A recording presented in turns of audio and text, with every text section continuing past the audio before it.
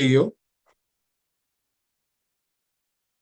ite omuntu ajje awulirize bye twogera nga Namande bw'agambye bye twogera bintu bikulu nnyo tebiyamba gwe wekka wabula bikuyamba ggwe ne famire yo.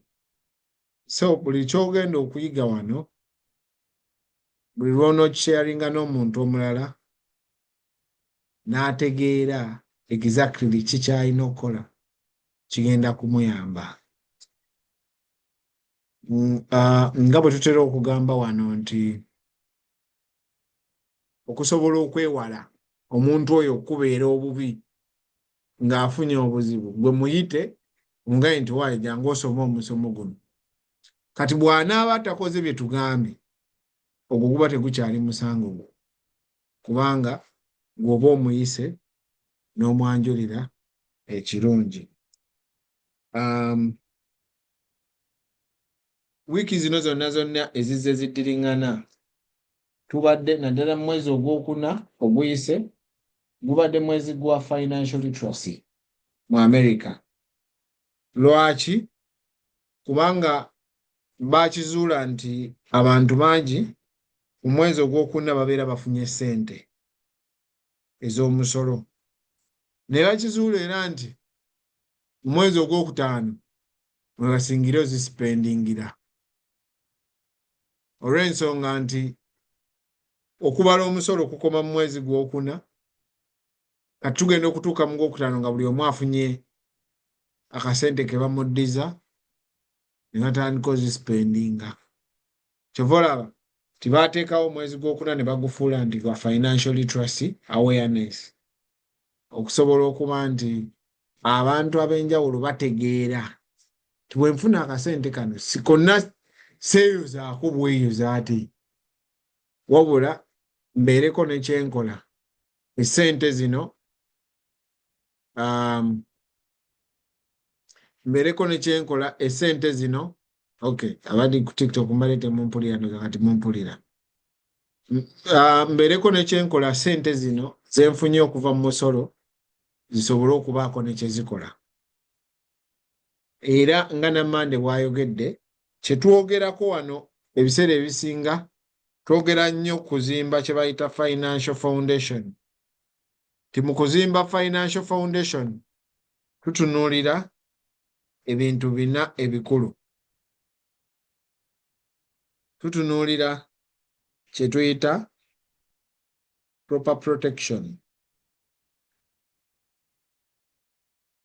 Ne tutunuulira debt management system. Ne tutunuulira, nja kusaba towandiika ku screen kubanga obeera ate kati ombuzaabuze.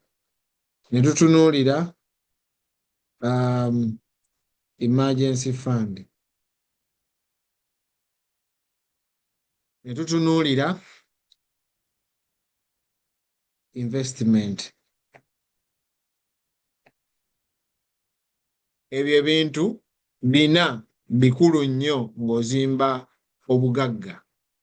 Kati wano ku bbali tuteekawo retirement planning, ne tuteekawo college planning, ne tuteekawo estate planning.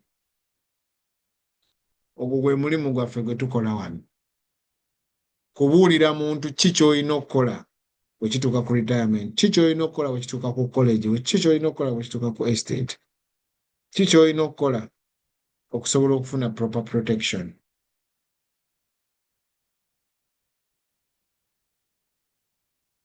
Now, omusingi gwa kino kyonna is proper protection.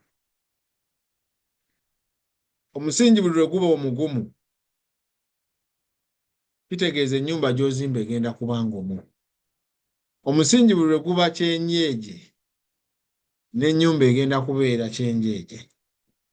Kati mu proper protection ne tubeera nga tulinamu auto insurance, home insurance oba mortgage insurance, health insurance, ne tubeera nga tulinamu ne life insurance. Ogatta property. property ezo zi travels ani zenna ebyo biri awo. Kati mu misomo gyaffe egiyise tubadde twogera nnyo ku proper protection akatundu kano aka life emirundi egiyise ng'esatu. Era nga Namande bw'agambye, njagala nnyo otegeere life insurance kye ki, because bw'ogitegeera ogenda tegeera the power egirimu. Bw'otogitegeera togenda gitegeera, togenda tegeera maanyi gaayo. Kyova olaba nti abantu bangi nnyo tebalina insurance kuba tebategeera maanyi gaayo. Kubanga oli obwongo bumugamba kati nze ngenda kufa abantu abalala baganyulwe mu ssente zange, ye awo wakoma okukitegeera. Naye nga nabagamba ti insurance first of all oteekeddwa okutegeera ky'osasulira.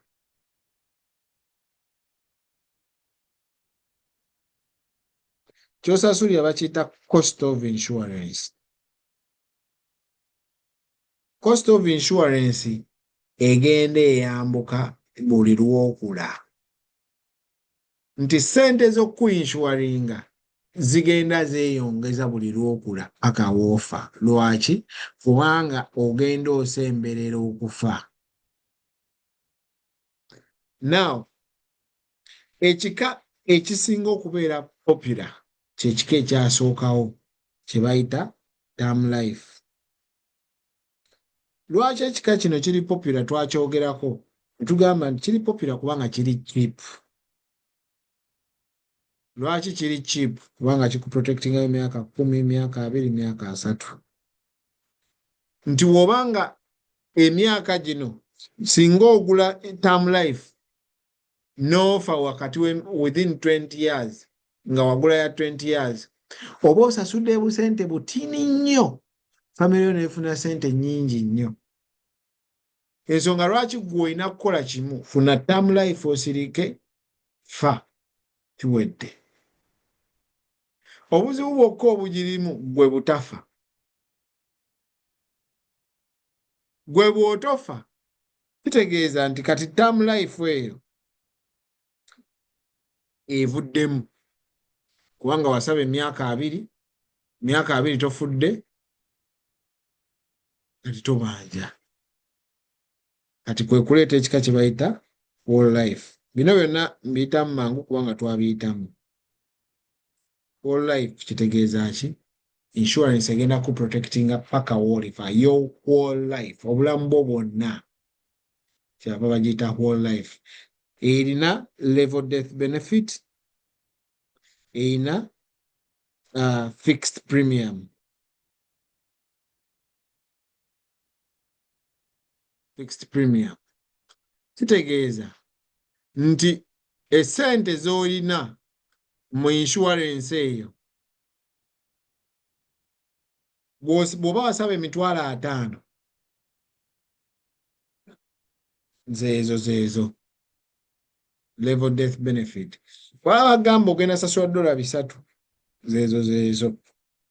Era twagamba nti ekika kya insurance eyo gye bagaba ku kuziika, ey'okuziika egwa mu kiti kye bayita whole life.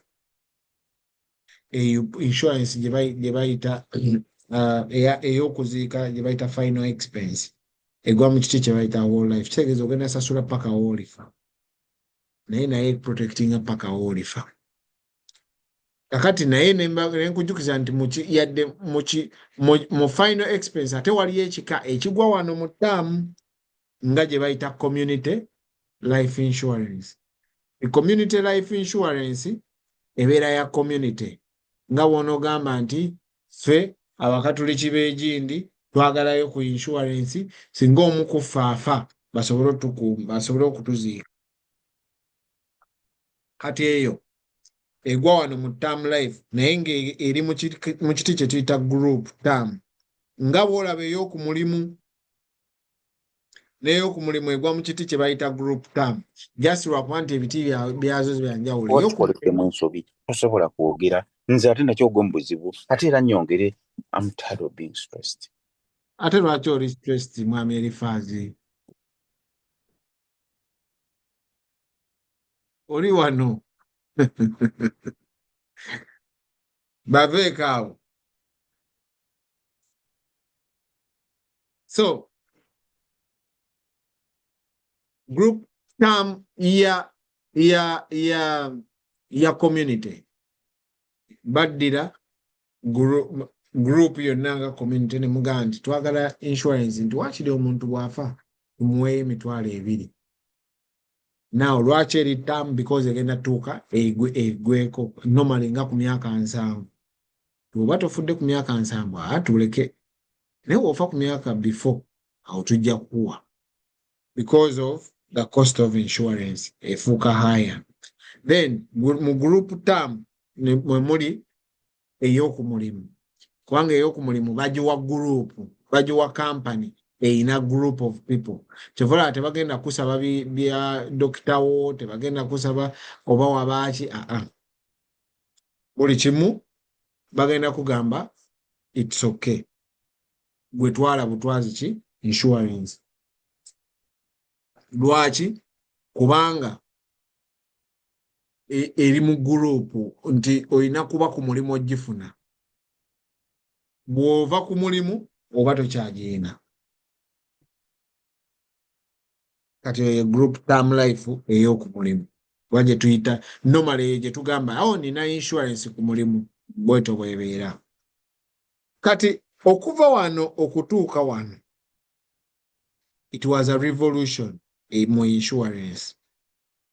Nti abantu baatuuka ne bagamba naye nsasudde sente emyaka mingi naye nga sikola ki nga sifunamu.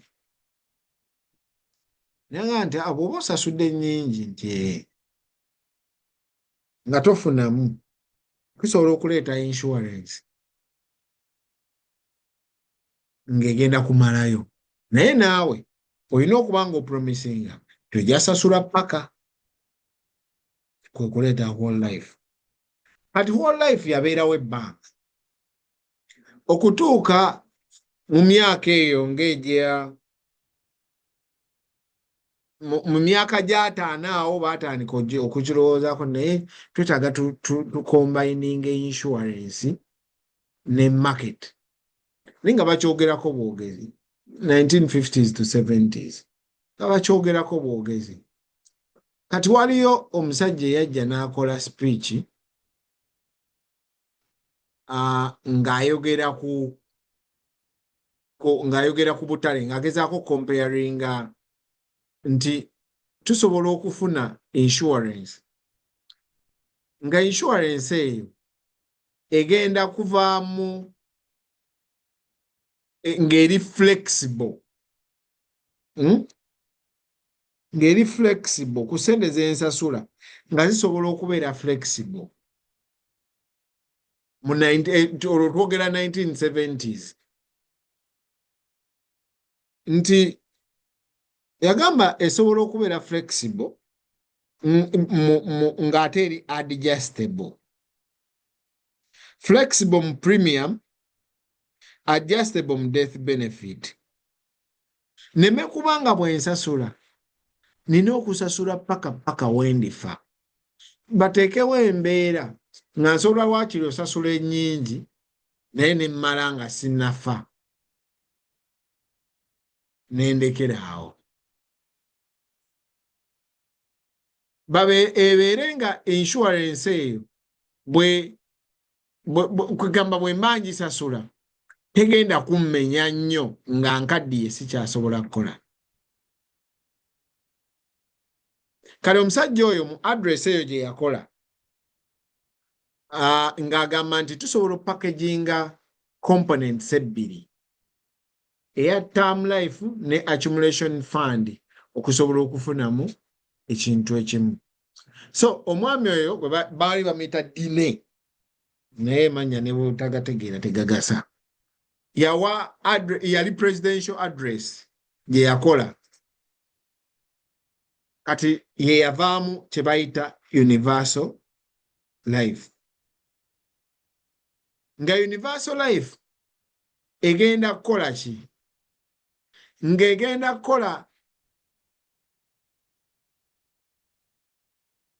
kukola essente zikula nga bw'olaba wano, naye nga kanjikube wano mpolampola. Ssente zo nga zikula, jjukira bakuggyeko eno cost of insurance eyambuka, bagamba esasula $5, naye ng'osobola okusasula kifo ky'ebitaano n'osasula 7, lwezibuze n'osasula 3 bw'otyo, nga kitegeeza nti esobola okubeera flexible. Now, eyo ujjukira wano waliwo cash value. Kati universal life nejja ne jjukira buli insurance gye baleeta eri ebaddewo tevaawo. So whole life kati weeri, naye waliwo ne universal. Ng'omuntu agyagala nsobola okutwala ki? Nsobola okutwala universal. Kati kitegeeza ng'eri flexible, erina flexible premium, erina adjustable death benefit, naye nga company yeekuwaayoko nga 3 to 5% ku ssente zeekoze mu magoba ga cash value ono. Nga company yeekuwaayo. Kati ne wajja wabeerawo akatale okwambuka. Katale nga bwe kakola, omuntu ono gwe bawadde 3 to 5% tagenda kukyagala ng'akatale kakula. Nga kyava agamba nti mu kifo ky'okutereka ssente mu universal life bampe 3 to 5% ku ssente zange. Lwaki siziteeka mu stocks? Kubanga stocks zisobola okumpa ssente nnyingi. Kati aba insurance ekyo bwe baakiwulira tenagaa nti abantu nno bajja tugendako, kwe kuleeta ekika kye bayita variable universal life, nga kikolanga universal life eno, naye enjawulo nakyo nti kyo kitambulanga stocks, nga kitegeeza nti bwe zigwa nga ssente zo zigwa, bwe zambuka ng'ofuna ssente, bwe zigwa nga zigwa. Kati nga kitegeeza ono cash value asobola okutuuka n'agwa naggwamu. Meanwhile, nga bwe twagamba luli, ssente zino eziri mu cash value ze zisasulira cost of insurance wano weenaabeera higher than ssente z'okola ki? Z'osasula. Kati kitegeeza zino bwe ziggwa ne ziggwamu tewali kye bagenda sasuza wano. Kati kitegeeza oba olina zisasula nfuva mu nsawo yo. Now,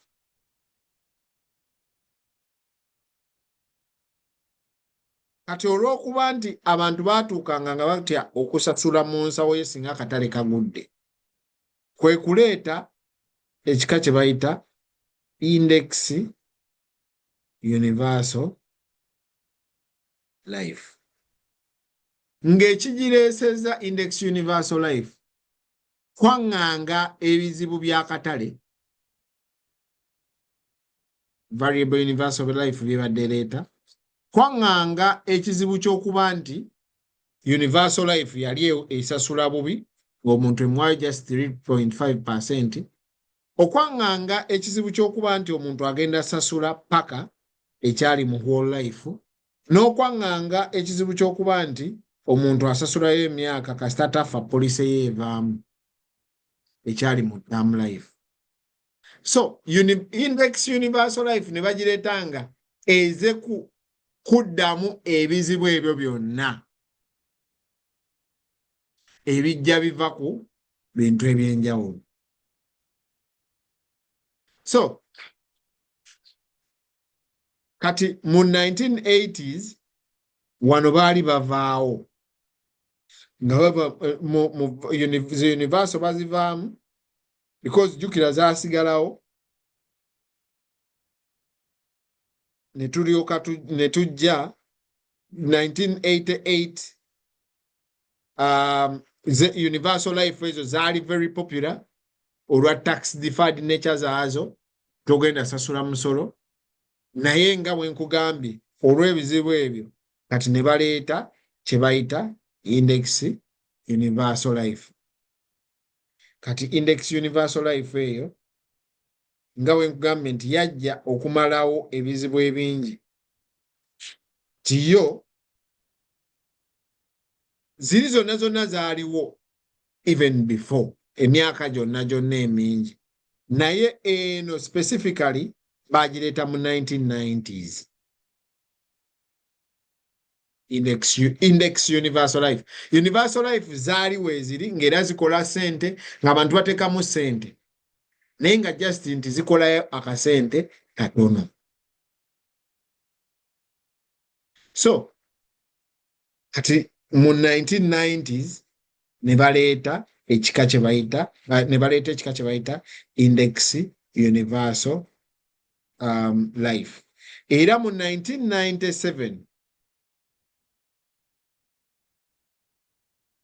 Transamerica nereeta ekika kye bayita FFIUL nga kitegeeza Financial Foundation Index Universal Life. Financial Foundation yeeriwa eri gye twatandikidde eno gye bayita Financial Foundation. Kitegeeza nti bo baagezaako okuleeta insurance policy emu ng'egatta ebizibu byonna bye wandisanze oba bye wandyetaaze okukolako mu Financial Foundation eno. Kye bava bagiyita FFIUL. Now, ebintu bye njogera ku index, ne njogera ku universal, ne njogera ku life, IUL, insurance.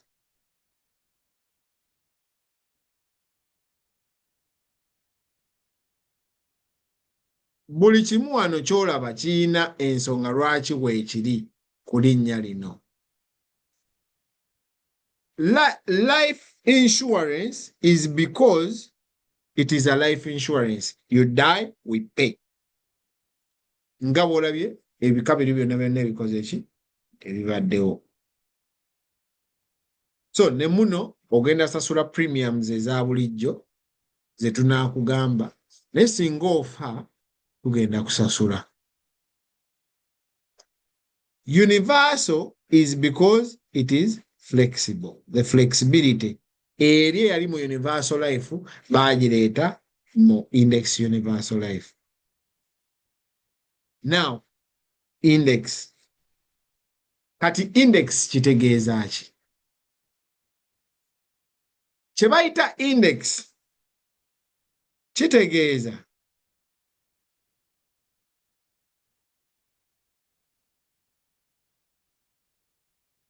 nti bagenda kuddira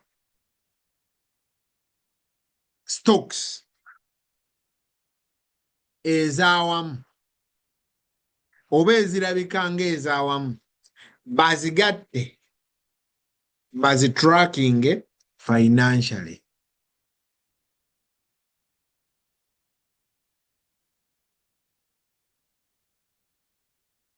Simanyi oba ntegeerekeka. Baddira stocks ez'awamu ne bazitrackingira wamu. So kye bayita index, it is a tracker eya stocks. Nti bwe baddira okugeza tulina kye tuyita Standard and Poor's 500 oba kye tuyita S&P 500. Kitegeeza eno index account naye nga etrackinga the top 500 companies mu America. Top 500 ziba tracking nga zikoze zitya. Because tulina okutegeera akatale bwe kakola. Bw'olaba nga bagamba nti oluvannyuma lwa tariffs katale kakoze ki? Kagudde. Akatale kugwa kitegeeza ki? Kitegeeza shares mu company. Omuntu abaddemu ne shares sente ze ziruuzinze. Nti abaddemu tugeze n'omutwalo gwe. Tugeze obaddemu n'omutwalo gwo mu kampani ya Meta.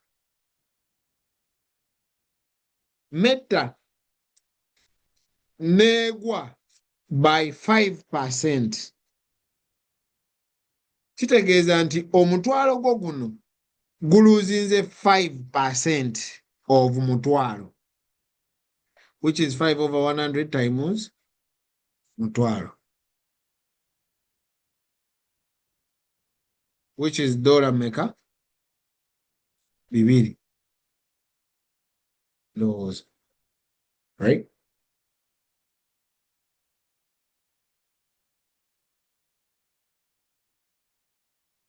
Dollar 2. Kitegeeza kati omutwalo gwo guluuzinze 2. Simanyi math wange nga ndaba nga akyankalanye. 5%, si 2%. 5% mutwalo. Manya 5, 500. Akatale bwe kaddamu ne kagwa. Kati kitegeeza gwabadde n'omutwalo kati olina 9.5. Katale bwe kaddamu ne kagwa by 8%. Kitegeeza kati 9.5 byo kaluuzinze $7.60. Kitegeeza abadde na 9.5 osigaza 8.74.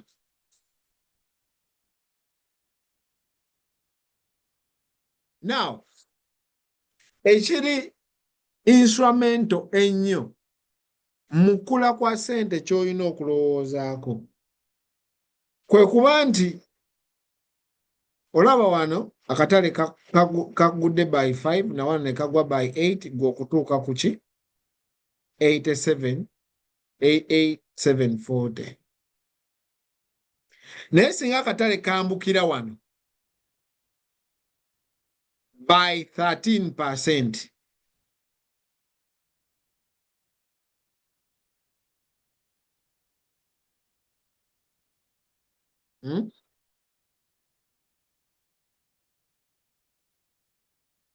Obeera mu $9.86. Kati ekyo kye kirisinga okubeera instrumento mu kuinvestinga. Nti olaba akatale kagudde by 5 plus 8, which is 13. Naye ate bwe kagudde singa kaddamu ne kambuka by the same 13%, sente zo zigenda kuba teziwera mutwalo.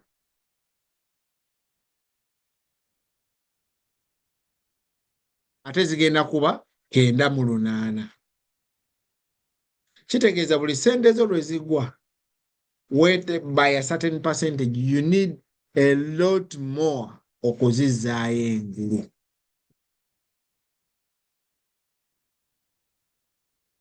Simanyi oba ntegeerekeka oba njogera luferisoota.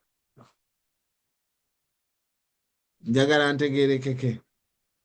Bw'oba tokitegedde osobola okumbuulira, tewali buzibu. Firisuuta baluddemu katono tutegeere bulungi ssebo. Anjiddemu. Singa olina omutwalo gwo ogwa $, mu stocks tugambe Tesla wagula omutwalo akatale ne kagwa kikulu wali atawandiikako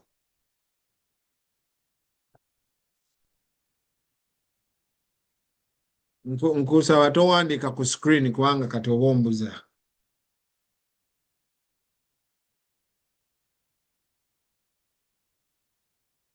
so singa akatale kagwa by 10%, kitegeeza oluzinze 10% of omutwalo lwe 1,000, kati sente zo zisigadde 9 z'oyinayo mu Tesla. Katale kakoze eki? Kagudde. Oba kale kangereze ku 401k. Mu 401k eyo natuddeyo tugereze ku sente ziri mu 401k. Mu 401k eyo oyinayo emitwalo 3.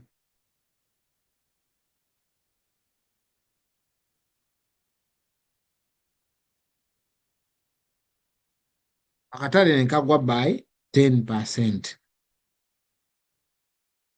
Kitegeeza okugwa kitegeeza bagenda kuddira 10% of this.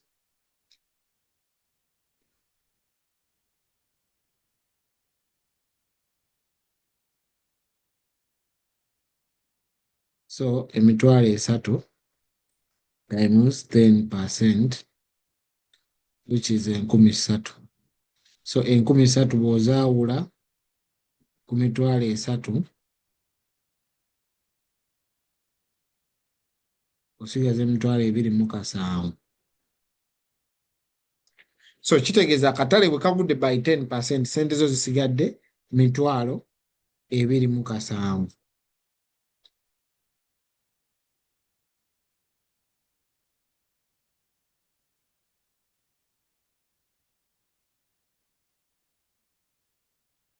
Naye akatale keeyongera ne kagwa by 5%.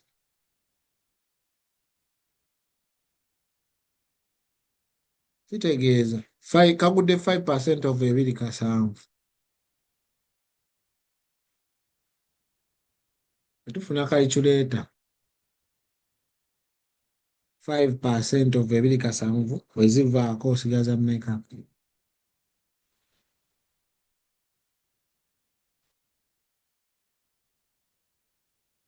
Ebiri mu 15,650.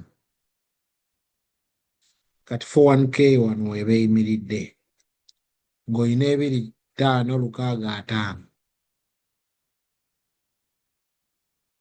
Naye singa wano kati wano wetutuuse akatale kambuka by 15%, mu ngeri eya bulijjo gwewandibadde olowooza nti aha luli kagwa 10 ne kagwa 5 kati kambuse 15, kitegeeza waakiri ngenda kuddayo kwemeka? Kwesatu gyange. Naye 15% of this n'ogigattako this, kitegeeza sente z'ofuna zigenda kubeera emitwalo 2,497.5.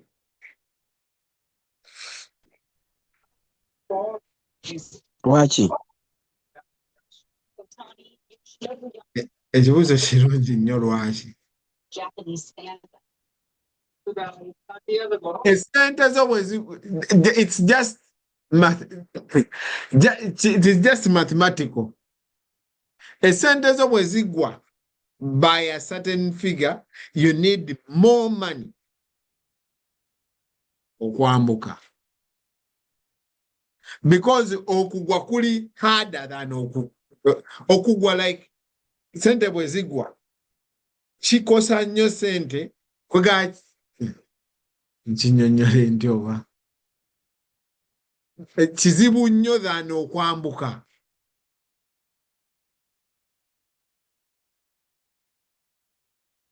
It is just mathematical. See, I don't know how to explain that. It's just mathematical. It's really mathematical. So, kitegeeza akatale bwe kagwa by 15%, you need around 18% oba 20% okuddayo.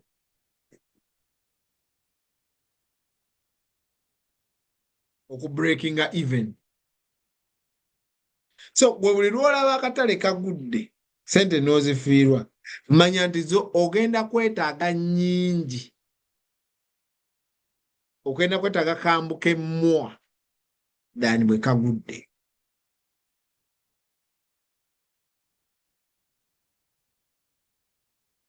I think mostly because mathematically zino sente ziba zifuuse ntono. So the figure 15 teri 50, wetwogera 15, I don't want you to think you're getting 15% of 30,000. Wabula you're getting 15% of 256,000, 25,000. Simanyi oba okitegedde kye nkunyonyodde.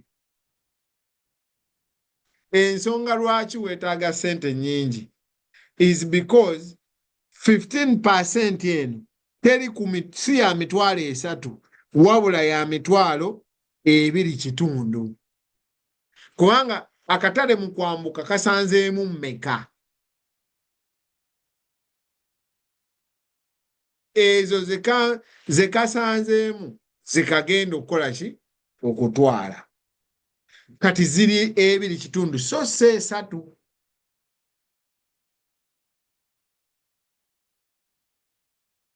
Now, tinkomyewo eno. Lwaki baleeta Index Universal Life? Baleeta Index Universal Life olw'okuba kino. The index ejja nti bwe batrackinga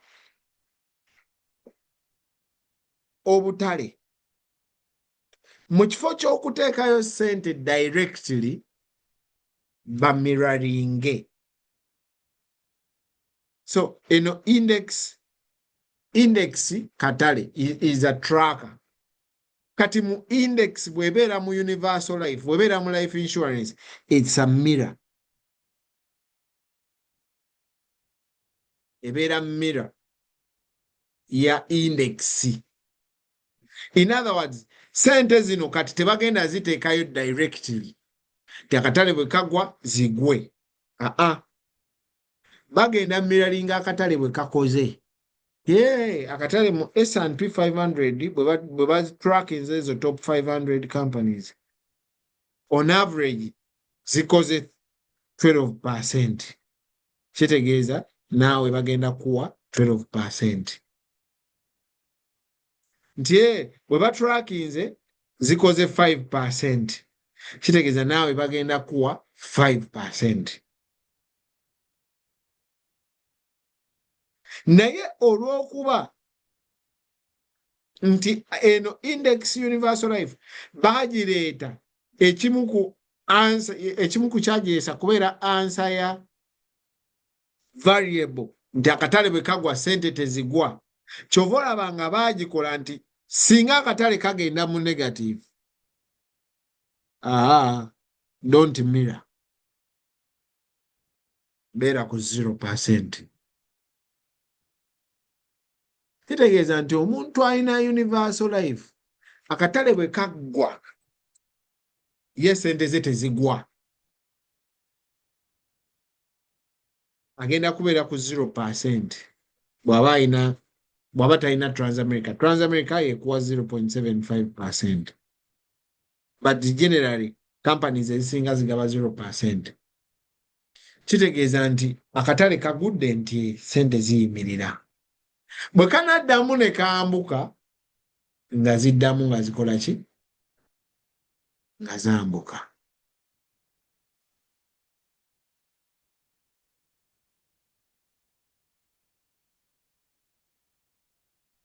So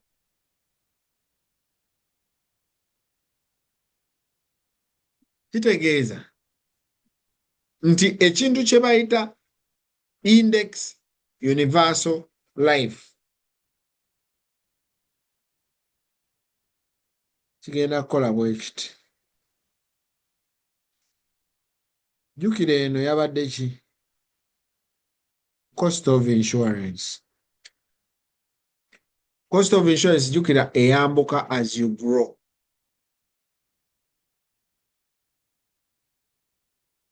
Kati gwe ne bakusalira. So kino ideally kitegeeza tuwandibadde sente z'osasula buli mwaka za njawulo tekiba kitegeeza. Naye olw'okuba gwe tojja kisobola kyebava bakusalira ne bagamba nti omanyi kifo ky'okusasula buli mwaka za njawulo gwesasula $5 tugeze okite.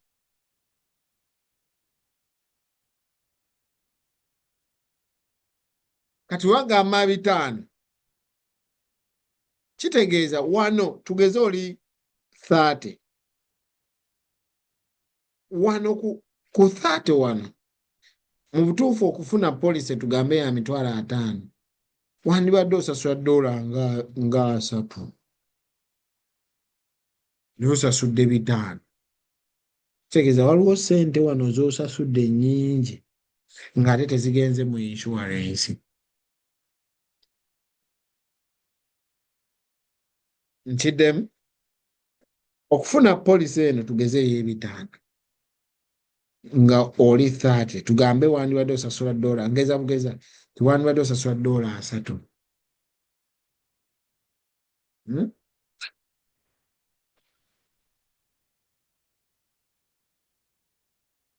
Naye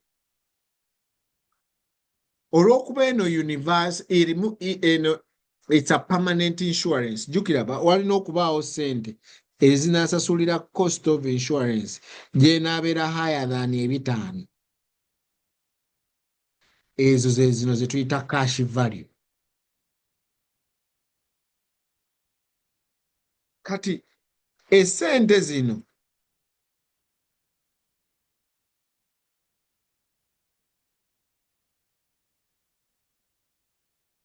tugeze wano wandibadde osasula zino ziri 407 wano 4 wano 3 like that.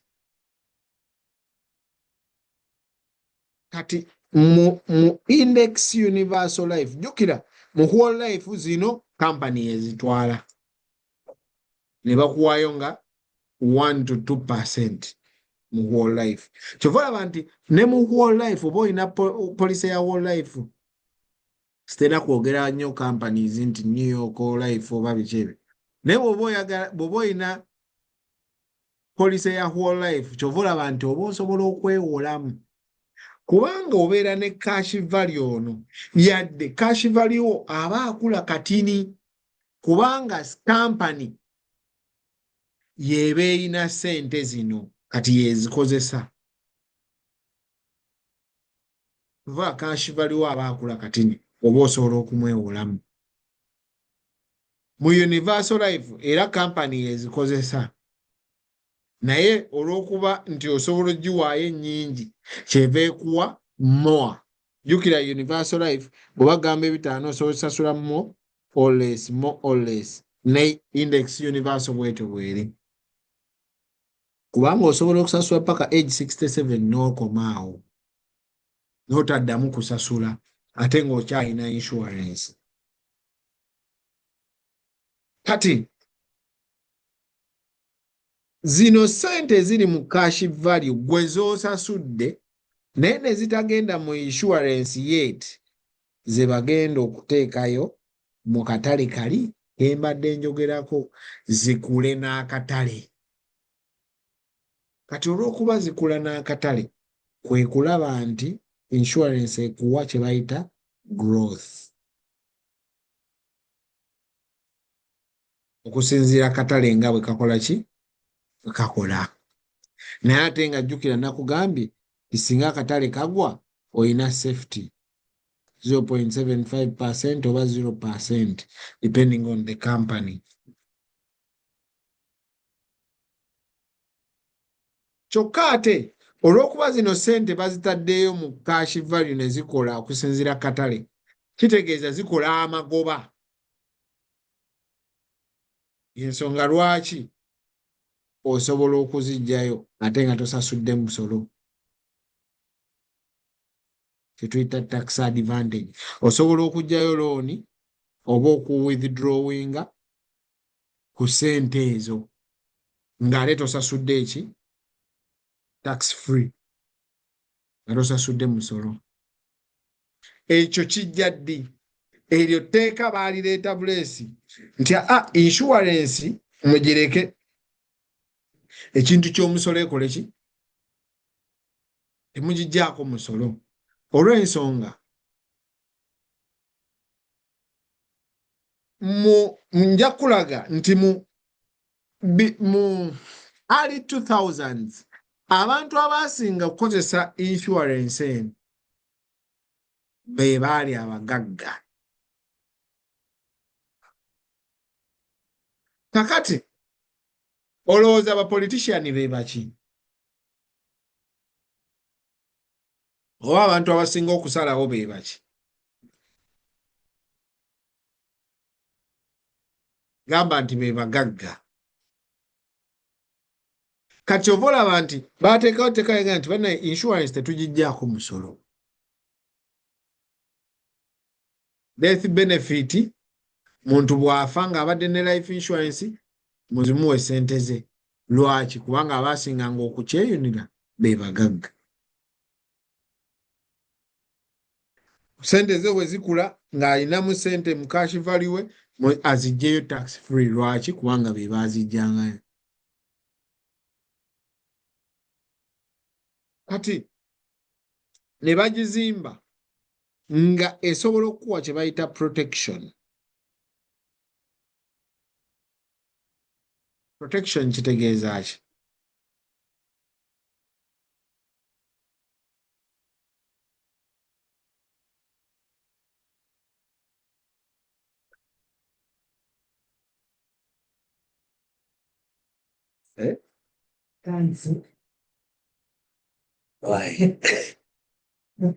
Watandise ogamba ogenda kwogera mpola naye eddoboozi ongera likangula nnyo wano. Singa olwala terminale. Singa olwala terminale.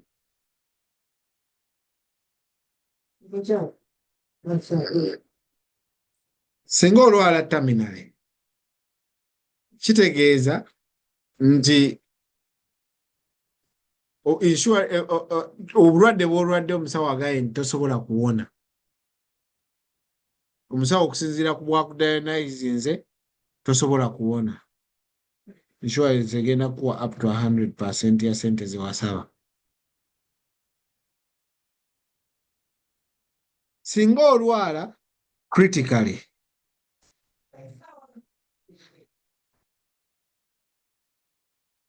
ng'olwadde kyenda kyesibye, cancer, stroke, insurance egenda kuwa up to 90%.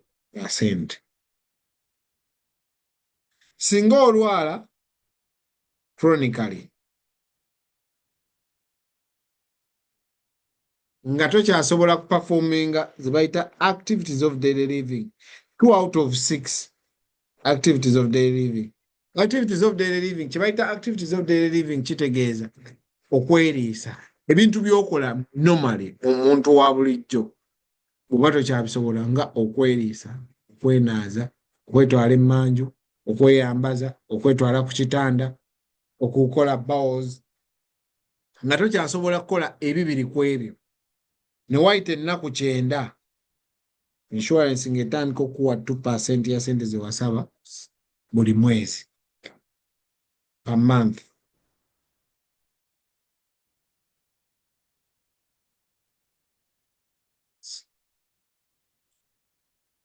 What is 2%. 2%? Oh, sorry.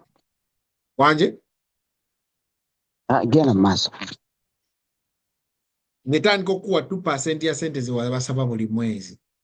Lwaki bino byonna baabiteekawo? Kubanga insurance eno yasooka kuba nga y'abagagga. So ne bagikola nga buli kimu ekirimu kirungi. Ensonga lwaki what is 2% of mitwalo asatu? 2% of mitwalo asatu is kubisigira 2%. 6,000.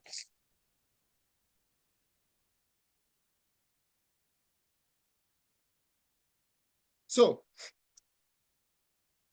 kakati insurance eno we baagizimba ng'erina ebintu ebikulu ennyo bina. Erina growth, erina safety, erina tax advantage, erina ne protection.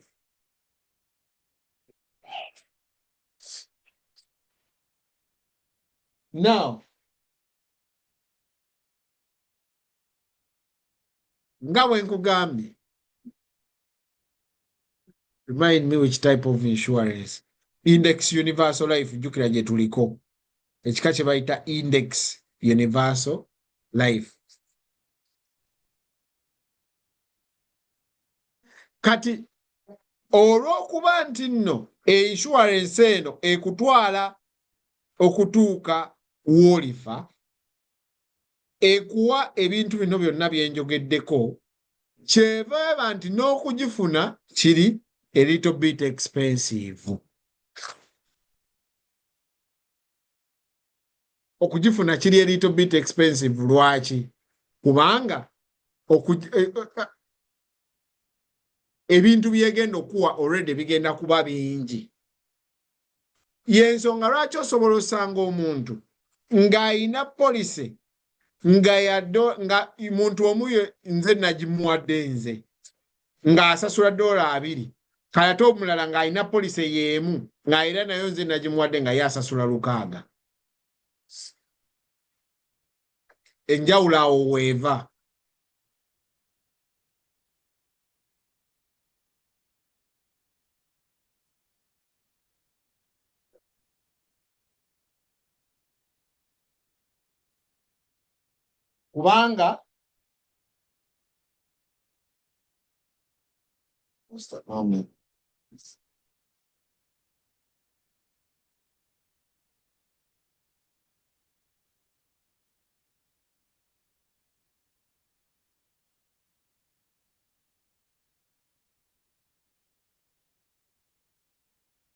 Kubanga essente ze basasula oba ze bafunamu oba bye bagenda ofunamu bya njawulo.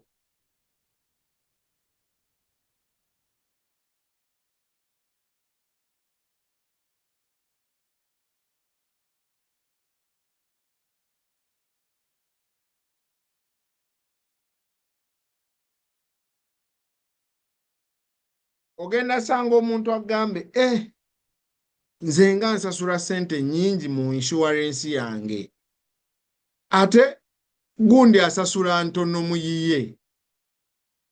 Ensonga yeeyo nti buli omu gy'afuna ya njawulo n'ekyemuwa kya njawulo. Jjukira gye natandikidde eri ku term life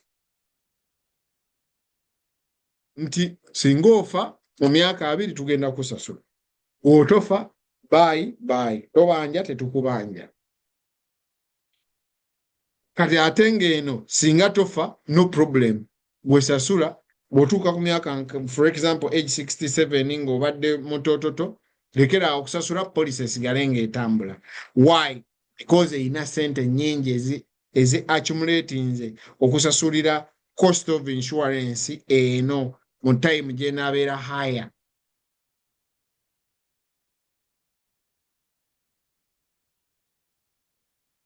So kye bayita Index Universal Life bwetyo bw'ekola. Again, answer me please, simanyi ekibuuzo kyo. Agambye, what if I have this insurance and I stop paying for it, say after 5 years or 10 years or even 20 years? Okay, good question. Now, mu insurance zonna ze nkulaze,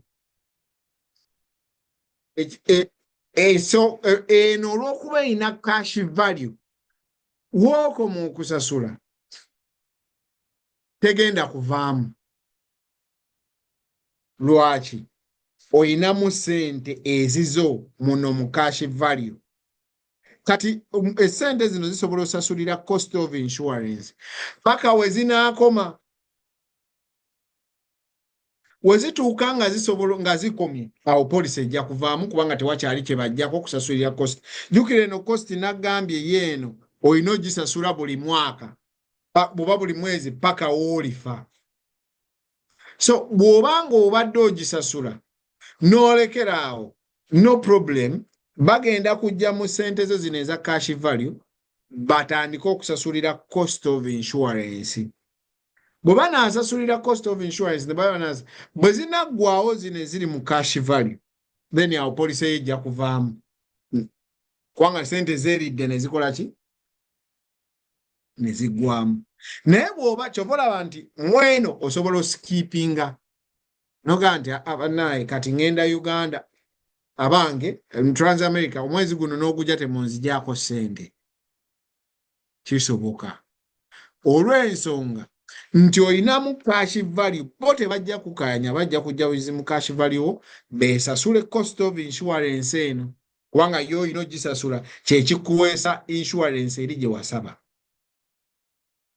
Now, kwekyo ekibuzo ky'obuuziza osobola okuba ng'ate ekikulesezaawo okusasula osasudde ssente zo n'ozimalayo. Osobola okugaa nti naye eno insurance njagala gisasula emyaka 7 nkite. Ekyo kisoboka. Bwe n'ogikwata n'ogisasula emyaka 7 n'ogaa nti eyo ngimaze. Kitegeeza just nti oba ogenda kusasula ssente nnyingiko kusinga ze wandisasudde. Naye ng'osobola ogikwata wera gye bali abantu bangi nga yagaa nti eyo saagala entawaanyi emyaka 7 kangimale. N'ey'omwana kangimale, n'ey'omukyala kangimale.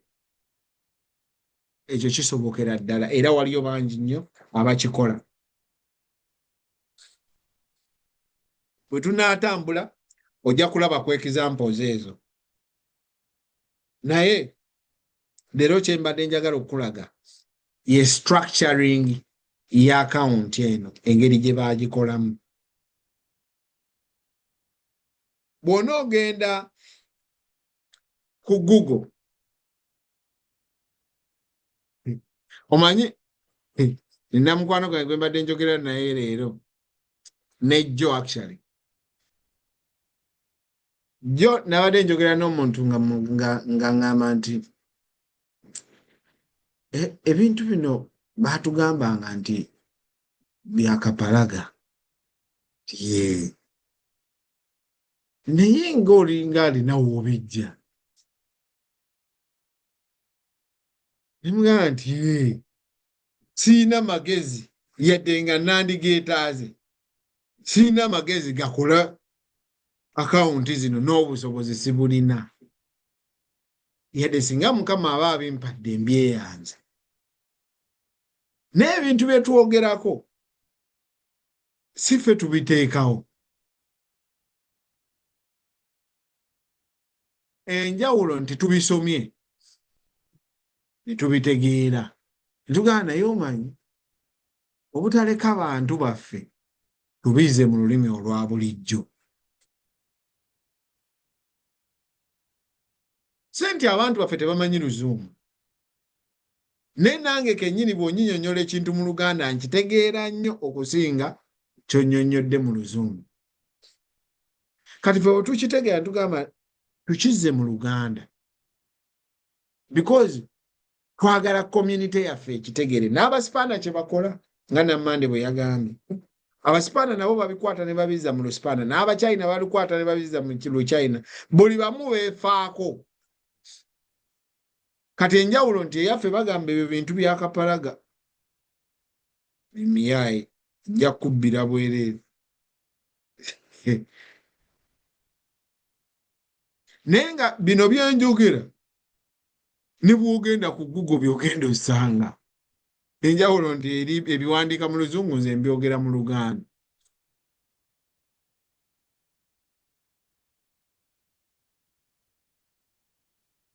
So akawunti zino baaziteekayo tuzikozese. Bw'ogenda mu Google lage wano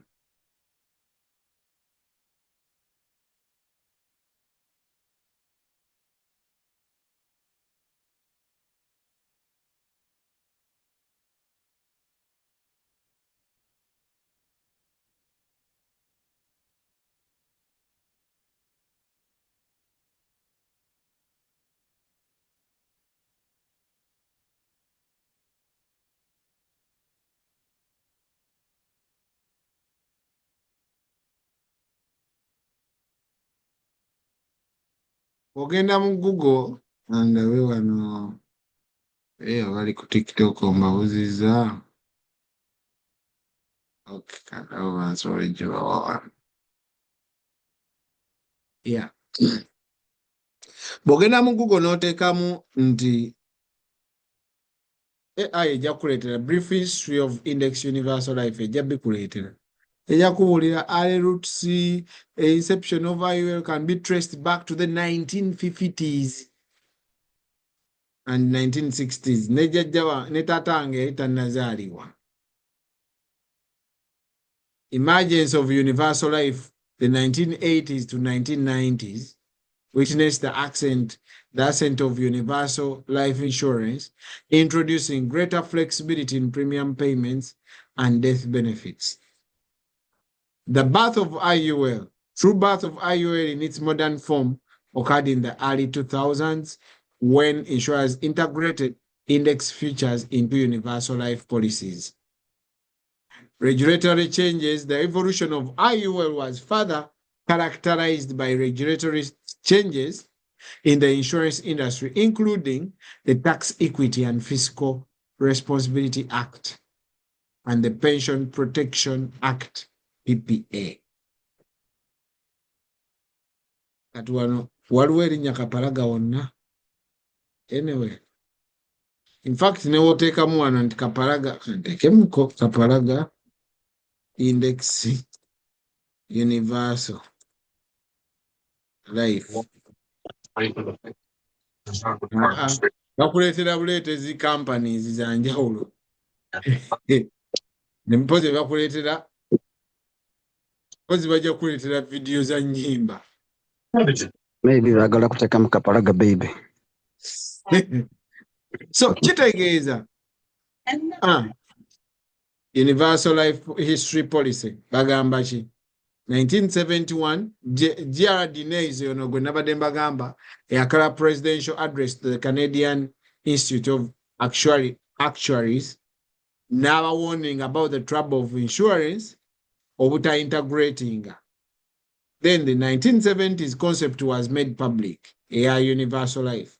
1980s universal the sales in the US rose from effective zero market share in 1978 to 38%.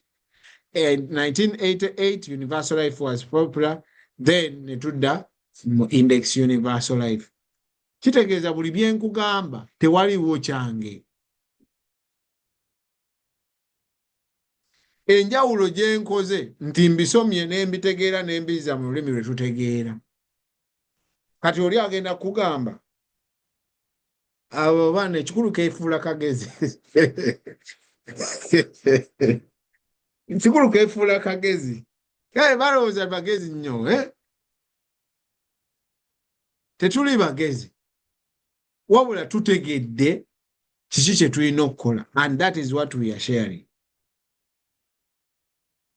Because ebintu bino byonna byonna byenjogeddeko. In fact, wano ate ey'essimu ebijjayo bulungi, gundi y'essimu. Ndikulage wano kampeeke ku ssimu wano okulage. ebintu byonna bye twogerako bintu bibaddewo ekisooka companies ze twogerako zize evolvinga ebyo byenkugamba ebya insurance companies ze zimu ze zibireeta ze prudential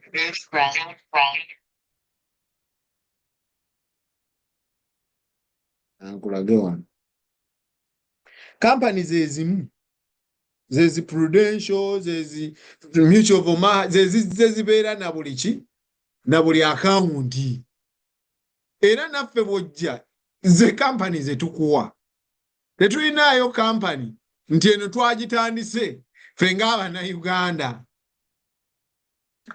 naye osanga omuntu nagamba Abannayuganda bajja kuwa ebintu byabwe my friend tetulinayo company y'Abannayuganda gye twatandika twategeera company z'Abazungu ki kye zikola ne tujja ne tubisomesa abantu baffe babikole kubanga naffe olukuva we twabitegeera twatandika nja kutondoka namanda ngamba nkozesa amaanyi mangi nja kutondoka njagala nnyo okuemphasizinga kyenjogerako because it is very common omuntu bakusanga ne bagamba Abannayuganda bagenda kuwa polisi ey'essente nnyingi nedda bw'oba oyagala ya ssente ntono tugiyina gwe gy'oba otwala enjawulo nti tugenda kusomesa obitegeere ne bw'oba oyagala ya polisi ya $1 in fact $14 14 osobola ofuna polisi wano kuffe naye $14 zigenda kukolera ki? Is that how you value your life? Maybe esaawa eno z'osobola, that is okay. Era bw'onojja wano tugenda kutunuulira ki z'osobola tugambe rest. Nga tulaba wano okusinziira ku busobozi bw'osobola ebitaano lwaki tosevinga bitaano bw'ogambe nze njagala 14 tugaye okay kakati katusabe companies. That is what we do. Naye omuntu agenda kujja gambe abo Bannayuganda ajja kugamba osasule $100 ngenda kugamba osasule 10 kwanza ensasula ngenda kubuulira ze ensasula kugambe nze bwe nakitegeera this is what I did oli waddembe okikola oli waddembe obutakikola company gye nkuwa si yange in any case wange njiremu katono nnyo ku nsonga eyo yennyini sorry ndowooza ekigendererwa ffe abantu bamanye awulira nti tasobola oba kujja ne tumuyamba agenda agule ye kasita abeera ng'agifunye emukwata emuprotecting obulungi tetukiinaako mutawaana interest mu kubeera nti tebali exposed wenzigala lwaki batusibako nti tugule ku bo bw'oba osobola okufuna ewalala wonna n'oba nti oli protected mu mbeera nga gye tukunyonnyodde ndowooza kiri fine ekyo nayo kiyinza kitangaaza webale kireeta nakyo waliwo abantu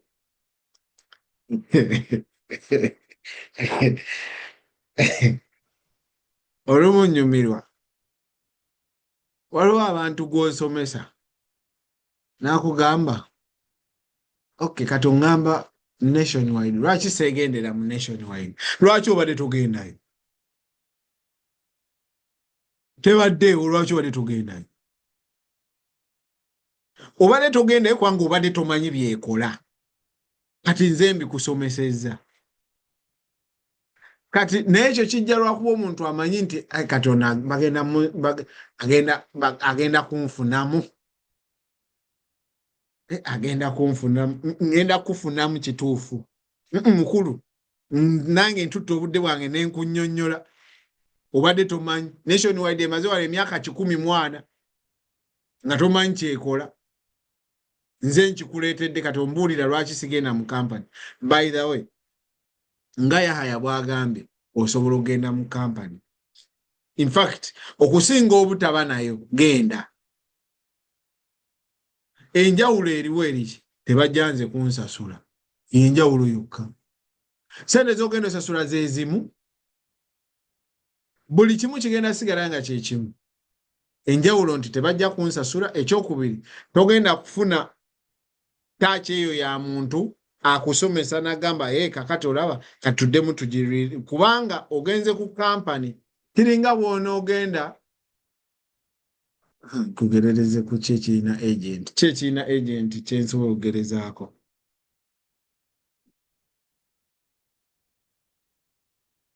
Namani ki kyensobola okugerezaako? Kiringa bw'onoogenda.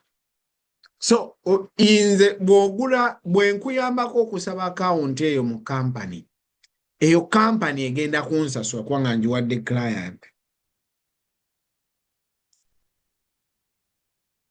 Naye gwe olw'okuba oyina muganda wo, oyina sisita wo, oyina brother wo, oyina taata wo, ate nga bonna nkyayagala babeere ba client bange, ekitegeeza nina okukwata obulungi n'ennyongera okuyigiriza, okujjukiza, okukubiriza oyagala tukyuseemu kirere, kubanga nze nkyakweguya kati kampani tekweguya.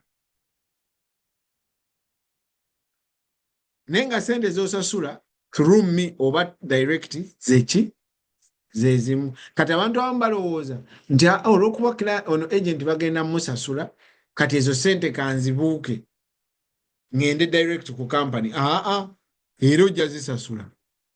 Enjawulo nti ojja kuba oziwadde bali nga toziwadde nze. So anyway, ekyo si kimba mami yaaya yaleese ekyo ensonga lwaki nkireese. Naye mbadde njagala kukulaga wano nti ate AI y'essimu in fact mbadde njogera ekijjayo bulungi ng'eyogera ku Index Universal. Egamba 1970s, the development of universal life insurance in the late 1970s provided a flexible alternative to traditional whole life and term life policies, addressing some of their perceived disadvantages. Nga bwe nnabannyonnyodde. Late 1990s, Index Universal Life emerged as an evolution of universal life policies, with Transamerica introducing the first IUL product in 1997. Early 2000s, IUL, initially known as Equity Index Universal Life, gained traction, particularly among high net worth individuals seeking wealth building and tax advantaged options. Ndoze kye kikakasa weda kye mba nnyonnyola nti biri byonna byonna baabiteekeka kubanga abantu abasinga nga okugikozesa be bagagga.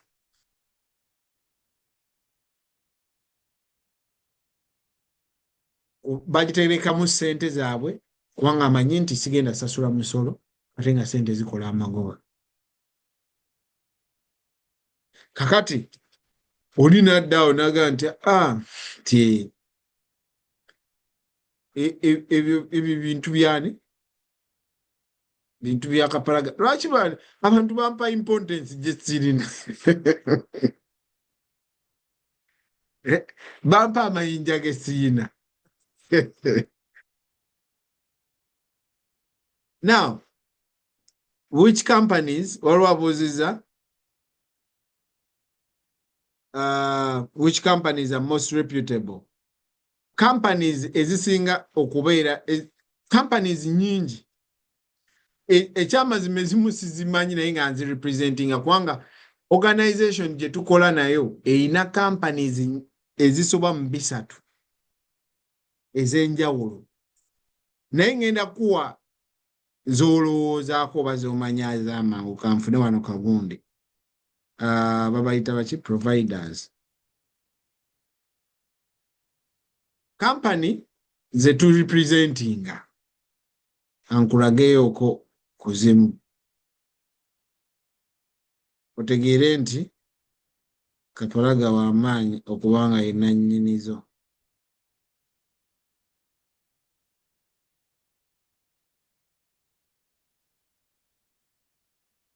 Now,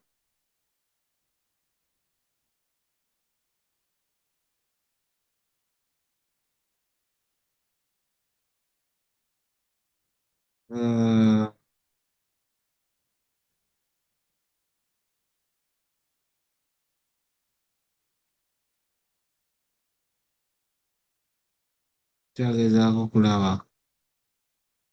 Okay. Ndowooza screen yange oba mugiraba? Okay.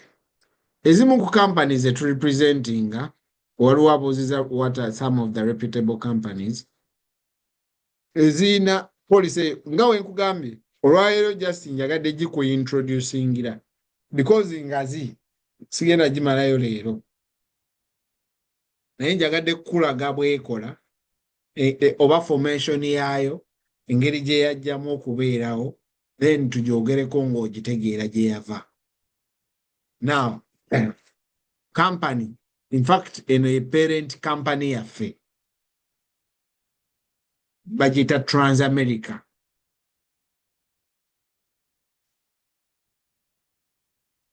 Ye parent company. By parent company ntegeeza nti organization gye tukulira Transamerica yesingamu shares. Yadde tukola ne ba competitor baayo. Ne Transamerica yatandika mu 1904 bw'osoma wano yatandika nga Bank of Italy. Oluvannyuma neefuuka Bank of America. Simaba wano waliwo atamanyi Bank of America. Kati bwe manze nanyini Bank of America then mba mugagga. Oluvannyuma yafuuka Bank of America. Naye bwe yafuuka Bank of America eventually baatundako ekiwayi ekya insurance ne bakiguza company gye bayita Aegon. Aegon eri mu Netherlands yansi yonna wano mu America neebeera ne Transamerica. So it was founded in 1926. Ne jjajja wange yali taliiwo. That is Transamerica, 1926. Tulina company endala gye tukola nayo bagiyita Nationwide. Oba waliwo owulidde akalanga kagamba Nationwide is on your side. Yo yatandika mu 1926. Era bino byonna bye njogerako babiyina. 1926. Tulina company endala bagiyita Prudential. Bw'ogenda e Boston awo ojja kulaba ekizimbe ekiwanvu nga kiriko ekigambo Prudential. Naye wali weebuuzizaako nti eyo ekizimbe ekyo company eyo ekola ki? Ebbanga ly'obaddewo oba olaba bulabi kizimbe kiwanvu.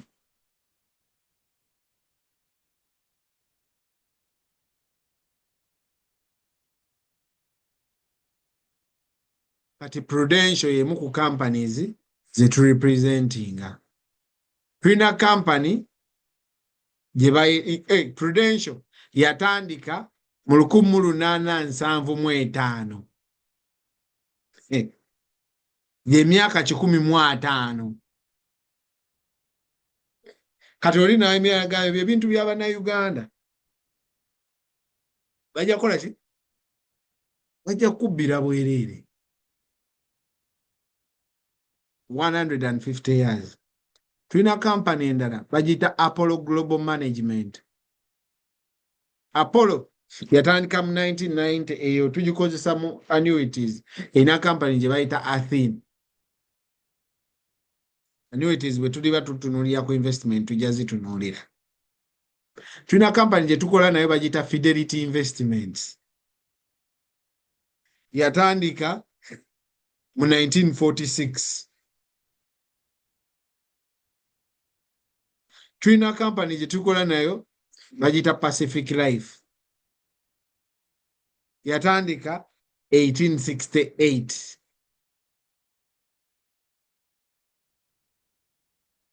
Emyaka 150 mabega. Tulina company gye tukola nayo bagiyita Mutual of Omaha. Yatandika 1909. Ne companies endala nyingi nnyo. naye oli agenda kugamba ekikulu Abannayuganda omanyi bagezi. Kakati awo omuntu bw'atyo nange mba sirina kyamukolera nange. Nange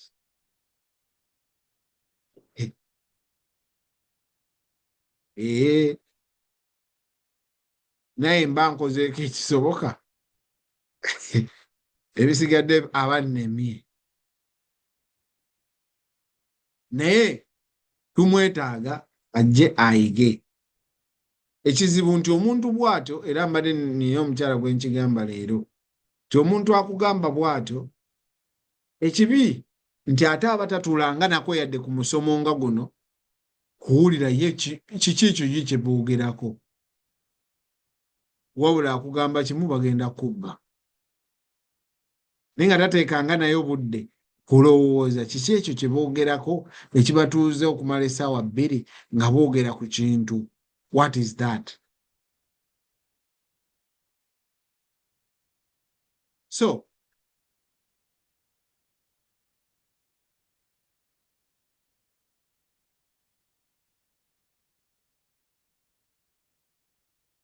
ensonga lwaki tunnyonnyola ebintu bino buli muntu abitegeere.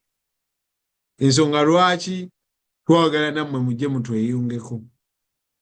Kubanga engeri yokka ey'okutegeera ennyo kwe kubisomesa. Lwaki ffe tugenda tubitegeera nnyo? Kubanga tubisomesa. Buli lw'osomesa ekintu kikuyingira nnyo.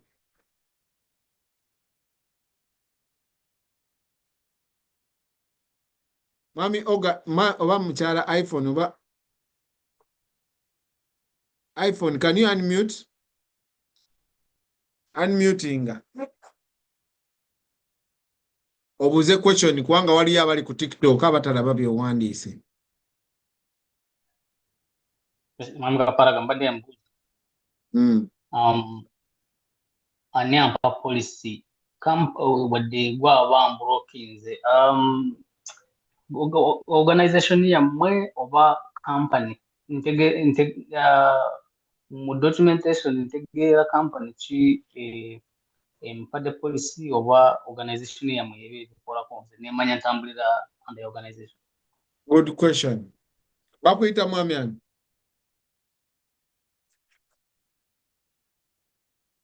Bakuyita mwami ani? I'm Ken. Ani? Ken. Ken. Okay. Ken oliwa? Oli mu state ki? Ezi. Ani? Ewa Judith. Sikyogere sikiwulidde. Ewa OJ.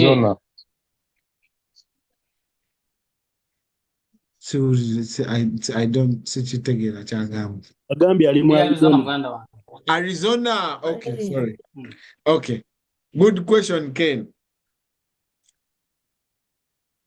Organization yaffe is simply a broker dealer.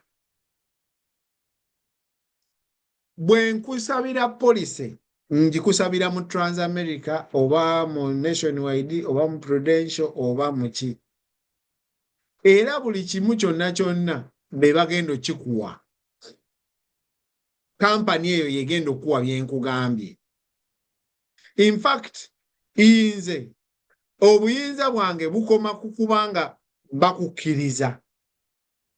Because jjukira basobola okukumma kyekisooka. Naye singa bakuwa oba bwe baba balina kye bayetaaga bakisaba nze ne nkikusaba. Naye singa bakukkiriza ne bagaa tumuwadde ne tusayininga ebipapula ebisembayo bakuweereza akatabo normally documentation. Yo company so siffe. Company ekuweereza documentation. Kasita yegamba tukuwadde naawe no signing anti documentation yange ngifunye. Obuyinza nze bunvaako obukwata ku policy eyo. Era company gwe ne bw'oba olina ky'oyagala okukyusa mu policy eyo ng'omaze okusayininga nti document yange ngifunye, company tenzikiriza kwogera naye okuggyako nga wooli. Okitegedde? Okitegedde Ken kyennyonnyola? Nkutegeera Kapalaga.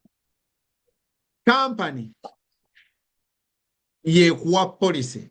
Kampani nze gye nkusabiddeko just the difference oba ekirungi kyange nti nina companies ez'enjawulo nti eno ne bw'eba ekummye nsobola okugendako mweri eno manye obukwakkulizo bwayo ne ngamba eyo tetugendayo naye nsaba mu eno gwe mulimu gwange. Kati kampani eyo kasita emala okuwawe pa naawe n'osayininga nti akatabo nkafunye dokumenti zange nzifunye, ne bw'oba oyagala kukyusa beneficiary oba oyagala kukyusa sente ez'osasula, nze okwogera ne kampani bw'olina okubanga ku call kw'oli era ne mbagamba nti ndiko wano ne mwami Kenny ayina kyagamba ku polisi ye. Lwaki nze again kikomawo eri lwaki okozesa omuntu wa ttiimu yaffe okusinga ggwe okwegenderayo? Because waliwo olulimi lwe bagenda okugamba ggwe nga togenda dutegeera ate nga nze ndutegeera. So kati bw'oba olina kyoyagala okutereeza oba okukyusa oba okukola ki mu polisi eyo, ne mbakubira essimu olina okuba ku 3 we ne mbagamba ndi ne mwami Kenny ku koola eno tulina kye twagala okukola ku polisi nga tebannayogera nange. Kampani esooka kubuuza Kenny, okkiriza twogere ne Michael Kakande ku ssimu eno nga twogera ku polisi eyo? Yadde nze nagiteekayo. Ontegeera? Yadde nze nagiteekayo olw'okuba obuyinza bwayo bwanvaako dda. Balina kumala kusaba okwogera nange n'okkiriza ne bakidocumentinga nti okkiriza twogere naawe ku olwo. Okitegedde? That's a good question. Waliwo omuntu omulala alina kyabuuza?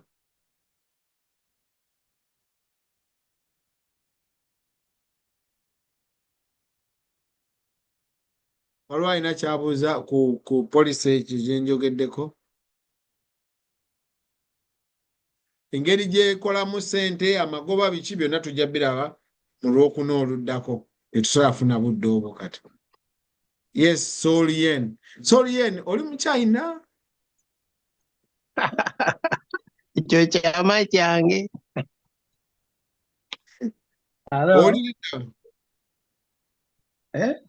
Oli oli mu state ki? Ndi wano mu Arizona. Okay, ani akuinvite nze wano?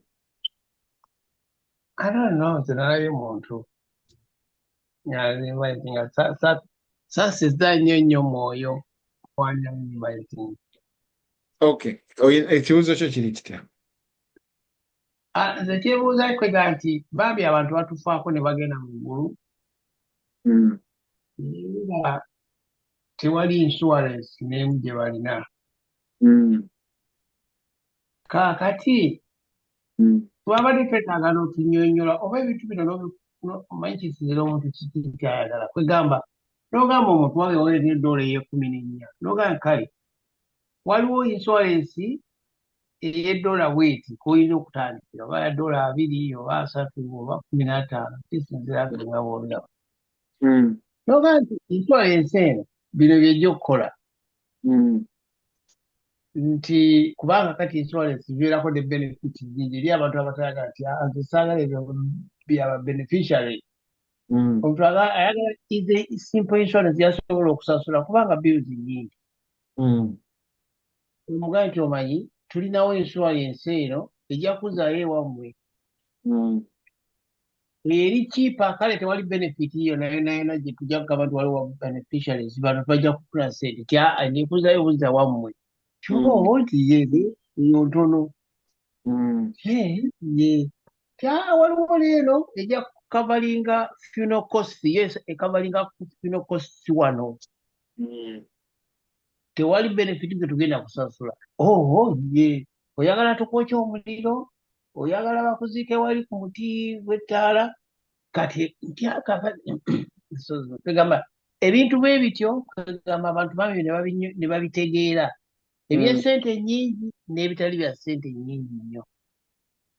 kubanga ate bigenda bya beneficiary biki esente zeeyongera kwegamba obunamanya nti kale eno kangitwale kiringanga bwonoga nti yogera li ogamba nti njagala insurance y'emmotoka bakubuuza oyagala ki oyagala liability full coverage oyagalirako towing truck nti emmotoka yo weefa tujje tugisike nze kyenjagala kiri kimu liability yokka ebirala nja kubyekolerako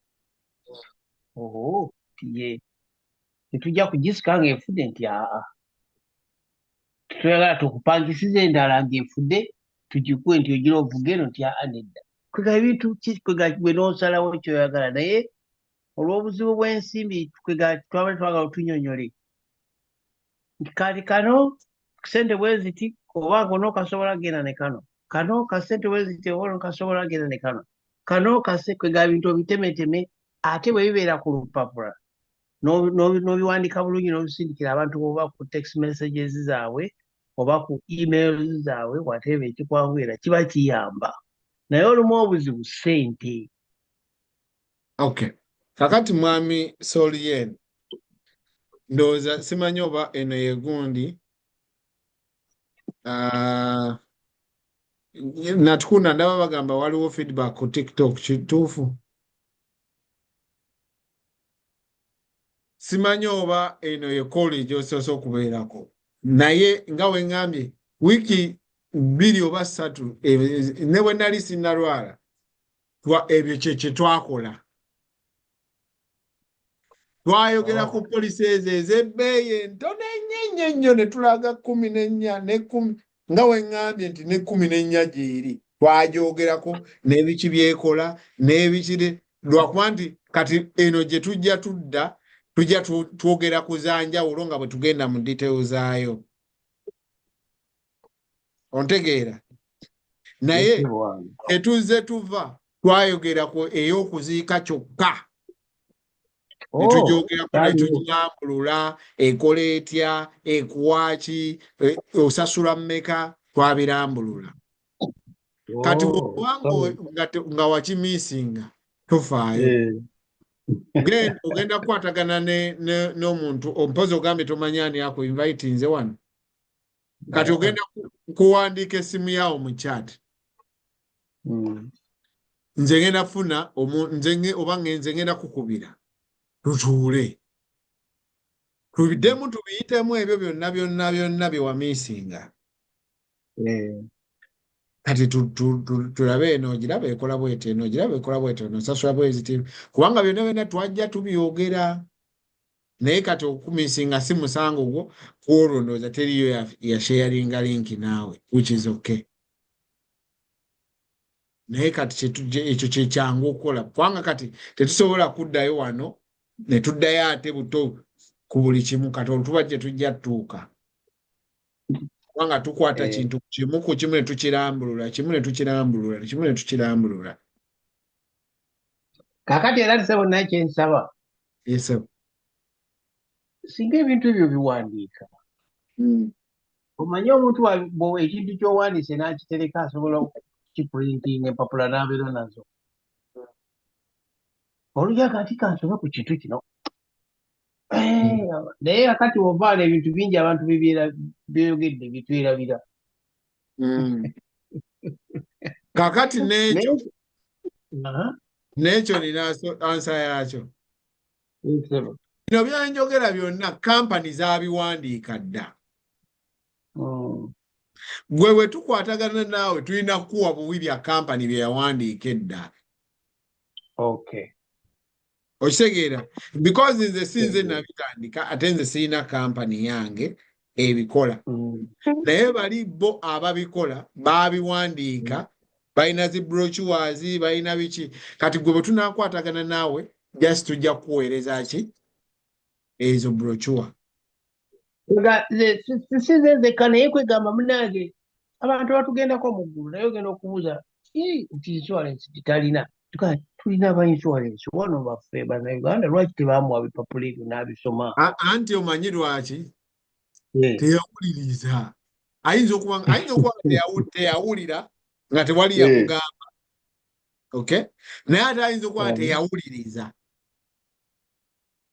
waliwo okuba nga towulidde nga tewali waayogedde w'oli, naye ate waliwo okuba nga towuliriza. Netwogera kuno ku koola eno kuliko omukyala yazze yalabye TikTok nga njogera n'agamba ono omuntu mwetaaga. Kati waliyo abalala balaba TikTok naga ono naye ayogera nnyo n'anoonya full figure muwemulemu. Kati abo gye bali. So kyova olaba nti bw'ojja wano nga bw'oze Mwami Soul kitooka nkweyanza okujja, naye nkugamba nti ate olwokuna olujja tojja wekka, janguuyo n'omuntu omulala naye muweereze kalinki omugabe waayi jangu ku musomo guno, kubanga omuntu oyo bw'anaafa ng'ojja okusonda nze nnyinza n'obutasonda kuba nnyinza okuba simumanyi, ate gw'ojja kusonda. Kati okumuweereza obuweereza kalinki kiyinza okuba kikutaasizza ssente nnyingi bwe wandisonze. So gwe kati okwewala ekyo kola ki? Muweereze linki omugambe omusomo guno gugendeko. Ngereko ku ekyo. Yes sir. Abadde ngamba ni Mr. Soul. Ani ono ayogera? Nze Angus. Ani? Bampita Angus. Angus. Omanyi bulungi naye enja kunyonyola ng'edda ate mbeera California. Kati kati mbadde njogera kukwongerako ku Oluganda ono nti kyagambye nti okubeera ni notice kyendabye nga kyekinkwaseeko. Twasomanga ng'omusomesa ayogera bwogera tudictatinga notice nemuwandiika watategeera emabega, ate kati mwe musamalizinga okusinga kampani. Tulina emirimu emingi bwe twefuula olw'okubeera n'emirimu emingi, kanjogere nkolesa ekyo mu nsonyiwe. Tubeera nga twagala kusoma, twamala okusoma dda twagala kusoma. So ne ndowooza mukola samare lwire mu bulungi bwakyo era okola samare. Nsaba gundi Oluganda ofunenga kapeeni n'akatabo oba bwexercise book wano tebuliwo, naye ofuna akatabo konna n'ojjamu gwe byoyagala by'otegeera ng'owandiika. Ate nze bwe kuwandikanga wano ebyembuzo mpandiika wano nenjamu byenjagala byensobola nenkubanga gemba nga ndi kukola ki nga njagala okugisaza, kankolesa ekigambo njagala okusaza insurance yona yenjagala, then nina ebibuuzo byenjagala okubuuza naye ate mba mbikuse wano amaze obifuna. Kitegeeza nga nkweri bwengambye eno index nemanya nti kati ebyo bineerekeramu wano nengamba obutatawanya bange wano n'omuntu okulaba nti olukiiko lubeera luwanvu nnyo. Nengamba naaba mukubidde nja mukubeera kino nkyongereko na kino nkyongereko 1 on 1 so nandigambye wano aba mpulira afune akapeeni, funa akapeeni kyeyigirize. Tuddeyo mu kibiina eri twalinga mu O-level mu A-level mu university twali badmeeting abudeducation netwogera afterwards eriyo nga n'omusomesa agamba munange watuukako ekyeso obanga oyagala kuddayo mu O-level sidda mabega buuza banno. Naye kati awo ndowooza twavaawo. Kati okola bukozi bwoti n'owandiika n'ojjamu then kibanga kikola ki naye okuwuliriza obuwulirize kubanga bangamba gwe ndowooza obimanyi bw'obadde musomesa ennaku zino nako mu musomesa nga ndi ti bw'oba baddemu omanyi nti when you read is it when you read when you remember, when you write is it when you write while listening you remember, and then when you yes obwongo buyingiza through mind ne bukkirira mu pen okwata mangu. Ate when you write there's a percentage you remember because you can go back. When you hear there is what you're gonna lose and only hear, so something like that. So please tukole bwe tutyo ndowooza neyanziza. Webale nnyo mwami Angus, ani akuinvite nze wano? Nze na-invitinga mwennyini ku lunaku naawe igwe omanyi bulungi. Olwabutamala bano biseera egwe nja kukubira nkugambe Invite nga Kale. mwenyini. Okay, Mm. weebale. Kale. Simanyi oba waliwo alina wangi? Mbuuzayo ekibuuzo kimu ssebo. Buuza ssebo. Mbadde ndowooza ebintu bino mbimanyi naye njagala kutegeera. Nsobola kufuna poliisi emmeka eza IUL? Ne balyoka bangoba ne baŋŋamba tokyasobola kufuna poliisi mwana wa maama. Kubanga ndaba nga IUL is a very good way of protecting wealth and creating more wealth. So how many can I get?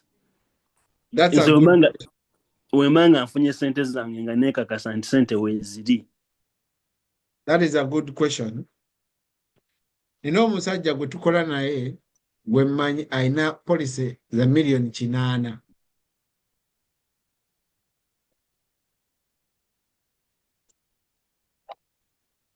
$80 million mu IUL. Ansa mu bufunze osobola okubeera ne poliisi ez'oyagala gwe kasita oba nga osobola zisasula. Gwe kasita oba nga obusobozi bwe bukukkiriza gwe funa z'oyagala mwami Ken. Kuzeemu ssebo. Ssebo nzizeemu. Teriyo tteeka wabula enfunayo bw'enaabeera entono kampani ejja gitunuulira kubanga ekimu ku bye bakusaba okukola sente mmeka. Tosobola kuba for example tosobola kuba ng'okola emitwalo 3 omwaka tugeze ate n'osaba poliisi eya miliyoni ogisasula $800. Ontegeera kubanga $800 emirundi 12 ze $960. Kati $960 bwe ziva ku mitwalo 3 kyezo osigaze $210 mu mwaka. Kati teriyo kampani ejja kukkiriza gikuwa.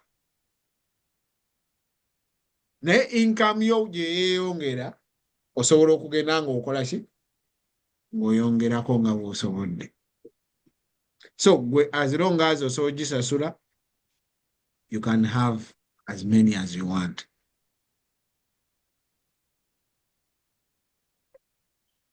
Simanyi waliwo alina omulala ekibuuzo? Neyanziza. Yes, sir. Nze nange nayo kenjagala okwongerezaako ku nsonga gye wayogedde eyo eya poliisi. Mbalamusizzaako mukyebaleko kaakati. Olaba abazungu bano lwaki ensonga balina gundi poliisi zino ze zaabayamba okubeera nti baseevinga. Era senga tebaseevinga, senga tetuli wano kukola gino emirimu gye tukola egy'okubalongoosa, senga tuli waffe. Sente bandibadde bazijjawa ezibalabirira mu nursing home mu maka gaabwe bandibadde bazijjawa. Era nze nkubiriza abantu buli gwema mpisa ne mugamba jangu oyingira owulira omusomo guno. Omusomo mulungi nnyo gulimu ebyokuyiga. N'omubuulira n'omugamba senga bano be tulabirira baali tebaseevinze mu butuufu bandibadde bakola batya. Kubanga buli emyaka egiyitawo ebintu bigenda byongera kukaluba. Naye senga baali tebaseevinze ssente ezo okuyingira mu bino ebya life insurance bandibadde batya. Naye kati ekyabantu baffe kikyabalemye okutegeera. Keeko kenjagadde nange okuyisaawo akatono okwongerezaako kwawo.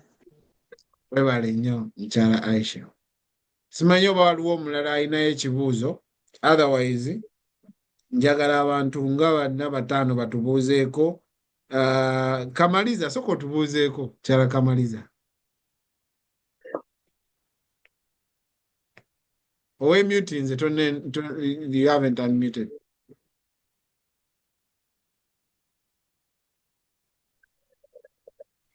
Mbalamusiza mwenna bannayuganda bannange. Michael ne ttiimu y'omwe bale tusomesa. Wow.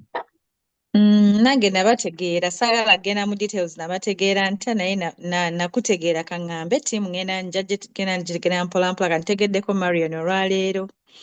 N'abalala njagenda mbategeera mpolampola naye mu kyentegeddemu there is always doubting Thomases out there. Ate tosobola kubuulira buli omu. Kyova olaba era ne wano we tuli waliwo ndoozi abaagaana okikola ne basigalira. Abaakikola ne batambula ne beeyongerayo. Kaakati saagala tukirweko nnyo ekyo ne bw'oba ng'osomesa actually time eyo gikaatinge tukolemu ebituyamba. Todda ate bannayuganda ne bagamba bwe bati ate okitegeera. Ffe tweyongereyo naye gwe gw'owulira nti omuwadde gundi n'omuganda naye omanyi resite jangu owulire ekintu kino jangu osome ekintu kino n'agaana okitegeera. Bane tosobola kuyigiriza buli omu. However, tufeeyo okuyigiriza abalala. Nkyagala nnyo era nange nja kutandika okuyitayo abantu abalala mpeeyo abantu abalala bategeere naye abaganye tuleke kirwako nnyo ffe tutegeere nti bannange bwe weekolera bw'oti ne bw'oti kino kibeera bwe kiti ne bwe kino kino kikyuka bukyusa oludde omukyalo oyo kyayogedde singa nabo tebaakola kye baakola mabegeri naffe singa tetuli wano kukolera bo singa naffe tuli gye tubeera nga twekolera nga tuli bulungi kaŋŋambe naye it's never too late naffe okutegeera kati tugende mu maaso abalowooza nti kampani yo kitwale mu linnya lya Mukama ebeere yiyo kale mwebale nnyo mwebale ddala tusomesa Mwebale nnyo. kale sebo Mukyala Ruth, tubuuzeeko Ruth.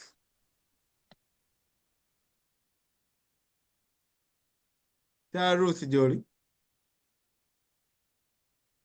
Nze ndi ku mulimu I can't talk. Naye nkuwulidde. Nayogedde. Yeah, but I can't talk. Okay, ani akuinvite nze wano tho? She You can't talk. sent me a link. Oh, I did? And simanyi Ruth gy'oli. Maybe I'm Kale. in your phone list. Okay, mpeereza ka message ntegeere Ruth ki. Kubanga engeri gy'oli ku mulimu sikulaba. Mpeereza ka message ku simu. Okay, peace. Tubuuzeeko peace. Oba no Pastor Peace gwe nasanga e California. Peace. Musomesa wange Oli otya musoma? nze nsiima bwongerwa Eh, kubanga whenever I come here ngenda nga ntegeerera ddala ate njeesiimira ddala kubanga polisi yange ngiina wano nayo nali nsoma mu katabo ng'ebimu sibitegeera naye kati ngenda nga bitegeera ate ekyo kye njagala. okay. Yes. Amen. Thank you so much. Amen. Webale nnyo. Joel.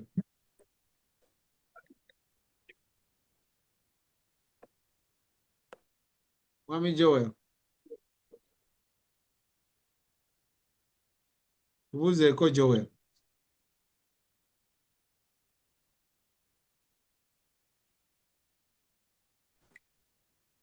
Gy'oli? Yes, sebo mwami Michael gye ndi sebo. Sebo oli otya? Sebo ndi bulungi. Omusomo tugweyanziza mulungi nnyo. Weewaawo oli wa Joel? Era okusireka ndi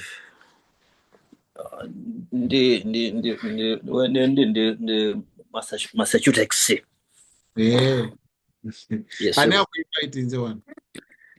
Aisha. Okay. Yes, sebo. Genda mu maaso.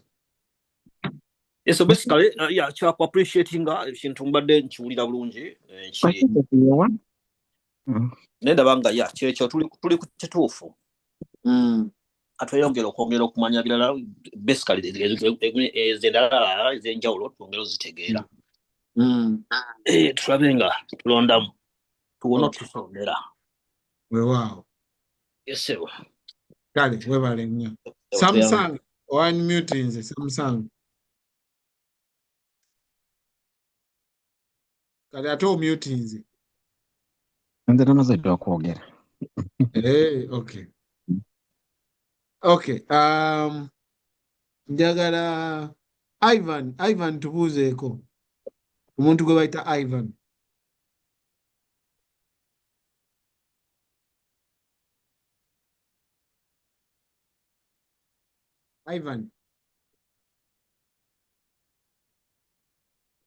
Ivan gy'oli?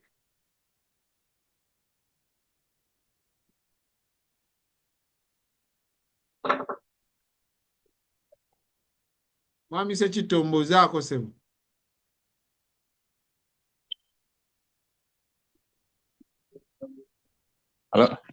Ssebo nkulamusizza. Ssebo. Ani ambuuziza Ivan Sekitto? Ssebo nze nkulamusizza Sekitto. Yes ssebo. Mbeerayo nnyo. Weewaawo. Yes ssebo. Kale Ivan genda mu maaso. Ssebo mbalamusizza mwenna njagala omusomesa waffe owaleero omukulu Isaac ya invitinze olwaleero gwe mulungi yasoose naye nsiimye. Okay. Olina ky'ofunyeemuuko leero? Weewaawo yafunye kinene. Of course ekisookera ddala information eyo nnungi.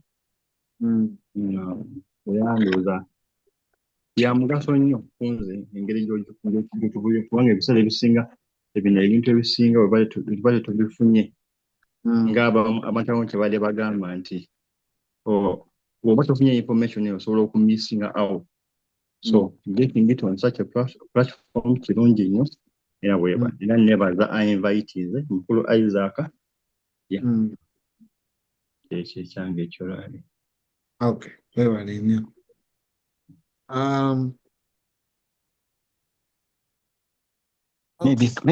Maybe kamuzeeko Mike. Yes, sir.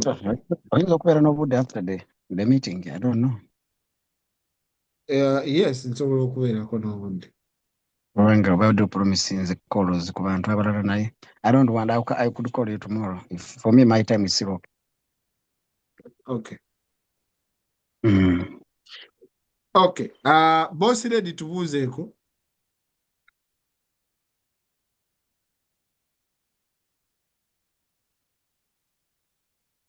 Boss ready?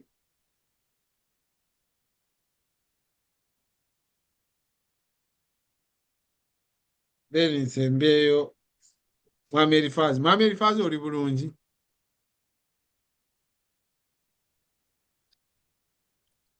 Kulu Michael. Wanji? Ssebo gye baliko. Kale ssebo. Namande nkulamusizza. Omusomo gubadde mulungi nange ndi bulungi. Kagiriki kayiseemu mu mbeera nga bw'omanyi. Naye nga sina tabwe bali okuyigiriza. Wow. Omusomo gulimu by'okuyiga bingi. Nze bino mbiwuliriza ebbanga eriwera ebisinga biri kitundutundu ku nze.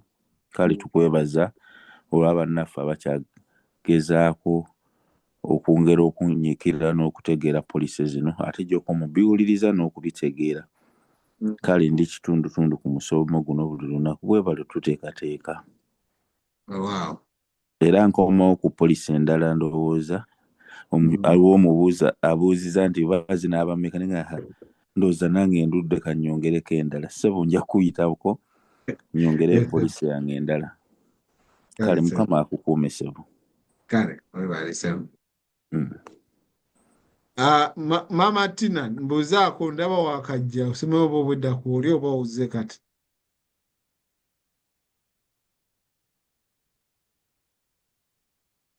Kyala Tina. Mbaddeko nebonyonyoledde ebyakapalaga nga mpuliriza going to Google here and there. Ssebo gye ndi ssebo banaye nga walaba n'obulwadde ssebo. Obulwadde bujja kutereera. Naye temwatugambako kubanga n'abamu tumanyi okunogeeza sukaali naye temwatugambako nti oli eri oba bakuyita kuyiriitira. N'amande oyo. Mutugambangako bannange ne bwe tuba tetutadde za sukaali tutoola essaala. Kituufu. Ssebo naye Mukama ayongere okukwatako n'omukono guwonya. Amiina. Era tukwebaza nnyo ne mukyala Nammande byonna bye mutusomesa tusiima. Nze buli lwe musomesa mbyongerayo buli bye musomesa mbyongerayo UK. Ssebo. Webale nnyo. Kale Mukama akuume ssebo.